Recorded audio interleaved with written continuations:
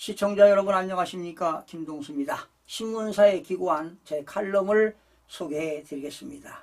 글 제목은 여야 대표는 대립정치를 청산해야, 이런 내용입니다. 한동훈 국민의힘 대표와 이재명 더불어민주당 대표가 어제 국회에서 회담을 열었다. 두 대표가 정식 의제를 가지고 회담한 것은 처음이다. 여야 대표가 회담한 것은 11년 만이다. 민생 정치 회복을 위한 길이라면 국민이 적극적으로 지지해 줄 것이다. 그간 대한민국 정치권은 오로지 대립과 정쟁으로 일삼아 온 건 사실이다. 이번 회담을 계기로 여야가 양보와 타협의 정신을 통해 정치를 복원하고 입법기관의 효율성을 극대화하는 국회로 나가야 할 것이다. 회담 뒤에 발표한 8개 사항은 국민이 기대했던 민생 현안의 구체적인 합의에는 이르지 못했다. 정말로 실망스럽다. 하지만 대립과 정쟁으로 몰두해 왔던 의회 정치가 복원되고 있다는 것이다. 아무튼 불행 중 다행이다. 가장 큰 쟁점이었던 최상병 특검법, 금융투자소득세, 전 국민 25만원 지원금 등은 공동 발표문에는 포함되지 않았다. 최상병 특검법의 경우 이 대표가 제3자 방식 추천 특검을 수용할 수 있다고 했다. 그러나 한 대표는 국민의힘 내부 논의가 진행 중이라 밝혀 일단 합의를 보지 못했다고 유보가 됐다.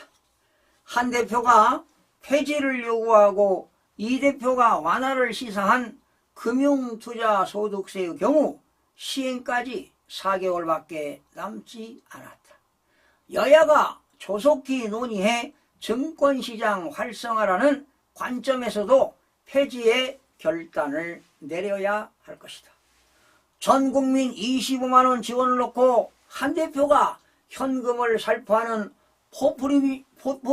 포퓰리즘이라는 인식을 보였다. 그러나 이 대표는 지역화폐 소비 쿠폰이라고 맞받아 쳤다.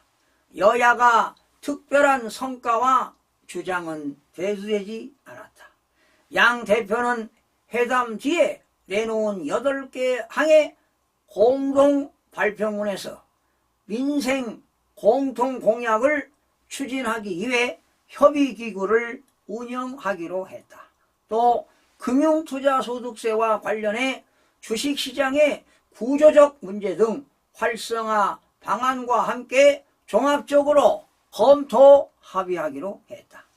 현재의 의료 사태와 관련해 추석 연휴 응급 의료체계 구축에 만전을 기할 것을 정부에 당부하고 국회 차원의 대책을 협의하기로 했다. 반도체 산업, 인공지능 AI 산업, 국가 기반 전력망 확충을 위한 지원 방안을 적극적 논의하기로 했다. 하지만 일몰 시한이 연말인 K-칩스법, 즉 반도체 특별법이 되겠는데요. 조세특례 제한법에 의해서 세제를 감면하는 제도가 되겠습니다. AI 인공지능 기본법은 여야가 합의를 해서 9월 26일 국회 본회의에서 반드시 통과시켜야 한다. 특히 원전 생태계 복원에 필요한 고준위 방사성 폐기물 관리에 관한 특별법 등 민생 법안 처리에 박차를 가해야 한다. 가계와 소상공인의 부채 부담을 완화하기 위한 지원 방안을 적극적으로 강구해야 했다. 저출생 대책의 일환으로 맞벌이 부부의 육아휴직 기간 연장 등 육아휴직 확대를 위한 입법 과제를 신속히 추진하기로 했다. 딥페이크 성범죄 문제의 심각성에 대해 인식을 같이 하고 이에 대한 처벌과 제재, 예방 등을 위한 제도적 보완 방안을 신속하게 추진하기로 했다. 딥페이크 방지법, 즉 인공지능 산업 육성 및 신뢰 회복에 관한 법률안을 서둘러 성범죄를 차단해야 한다. 정당 정치의 활성화를 위해 지구당 제도의 재도입을 적극적 협의하기로 의견을 모았다.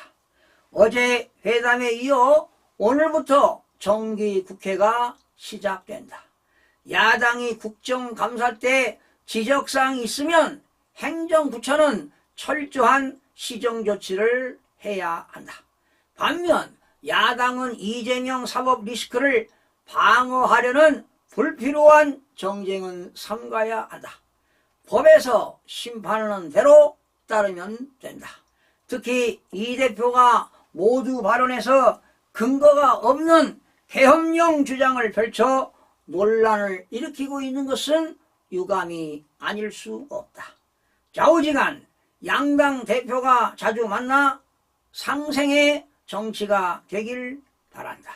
또한 원내대표, 정책위 이장 간에도 상시적인 대화 채널이 열리면 한층 금상첨화가 될 것이다. 국익과 민익을 위해 효율적인 국회로 거듭나기를 바랄 뿐이다. 여러분 어떻게 들으셨습니까? 여러분들의 좋은 의견과 고견이 있으면 댓글로 남겨주시길 바랍니다. 시청해주신 여러분 고맙습니다.